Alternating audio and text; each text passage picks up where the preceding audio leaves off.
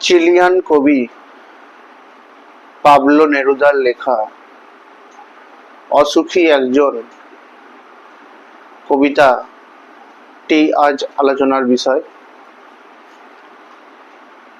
এই কবিতাটি পশ্চিমবঙ্গ মধ্যশিক্ষা পর্ষদের দশম শ্রেণীর পাঠ্য বিষয়ের অন্তর্ভুক্ত।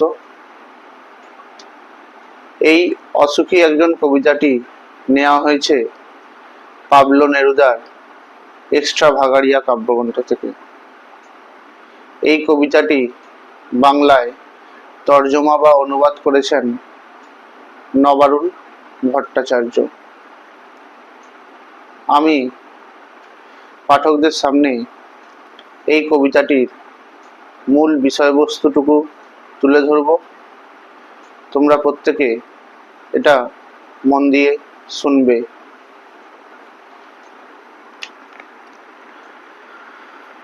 অসুখী একজন পাঠ্য কবিতাটি আত্মকথনের আদলে রচিত কথকের জবানিতে কবিতাটি শুরু হয়।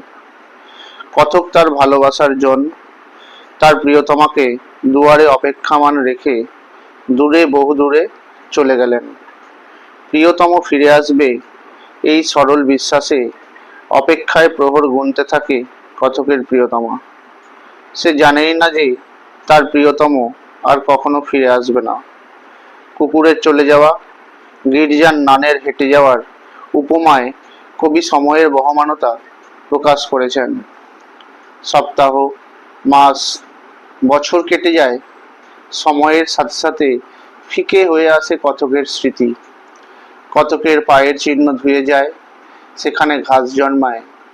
এইভাবে প্রতিদিনকার অপেক্ষার মুহূর্তগুলো একটার পর একটা পাথরের মতো জমতে জমতে ভারী হয়ে নেমে আসে অপেক্ষারত মেয়েটির মাথার ওপর।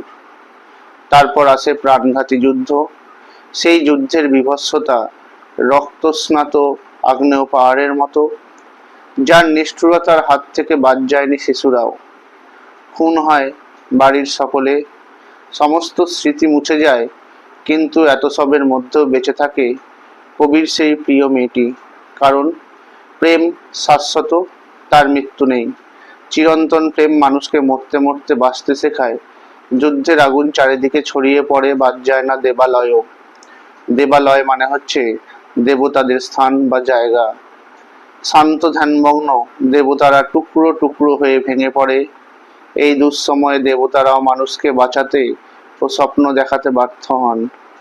যুদ্ধের রোষানলে কবির ফেলে আসা বাড়ি, বারান্দা, ঝুলন্ত বিছানা, গোলাপি গাছ, চিমনি, জলতরঙ্গ সবকিছুই ধ্বংস হয়। এই জলতরঙ্গ শব্দের অর্থ হচ্ছে এক ধরনের বাদ্যযন্ত্র বিশেষ। শুধু শহরের জায়গায় ছড়িয়ে থাকে কাঠকয়লা, দোমড়ানো লোহা, পাথরের বীভৎস মাথা। ধ্বংসের তীব্রতাকে স্পষ্ট করে দেয় কালো রক্তের দাগ। আর এই ধ্বংসের মধ্যে জেগে থাকে মৃত্যুহীন ভালোবাসা, যে ভালোবাসা নিয়ে কবির জন্য অপেক্ষা করে থাকে তার প্রিয়তমা। অর্থাৎ এই কবিতার মধ্যে দিয়ে কবি বোঝাতে চান যে মানুষের অপেক্ষা, অন্তরের অপেক্ষা, এবং তার স্বপ্নের কোনো বিনাশ নেই। আর মানুষ সেই স্বপ্নের অন্বেষণে দুঃখিত হৃদয়ের কাতর আকুতিতেই তার জীবনের ধারা প্রকৃতি বা গতি এগিয়ে চলে। আর তাতে তার দুঃখ থাকলেও সেই দুঃখকে কাটিয়েও সে তার স্মৃতিকে মুছে ফেলতে পারে না। তাই কবি এই কবিতাটির নাম দিয়েছেন অসুখী একজন। ভিডিওটি লাইক করে দেবে, শেয়ার করে দেবে, আর চ্যানেলটিকে সাবস্ক্রাইব করে দেবে। ধন্যবাদ।